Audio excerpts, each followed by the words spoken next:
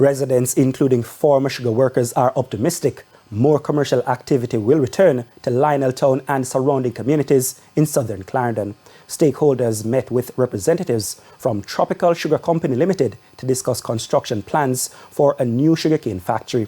The factory will be built on lands close to the old Monimusk sugar plant. It is hoped all the relevant approvals will be given so that construction can begin by December this year.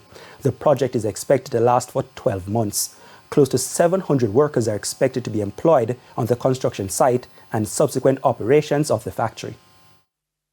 Where we are concerned, we are ready for this factory. We are ready for the investment. Several of the sugar factories in southern Clarendon, including Monimusk, closed their doors years ago. The closures led to major fallout in employment. It is estimated that poverty in these areas is close to 20%, as close to 70% of households had someone employed in and depended on the sugar industry.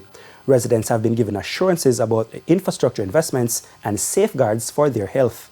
We know the importance, if not anything else, in our own self-interest to have these facilities, and we are fully supportive and stand ready to help in those areas, school and clinic. We're not shying away from it. As far as the treatment of the waste, there are two wastes: trade waste from the factory and sewer waste. Both of them, we are going to use it to our benefit by the company. The effluent from the factory is going to be recycled as much as possible, so the demand for water for this factory will be a fraction of what the traditional water requirement for a sugar factory will be.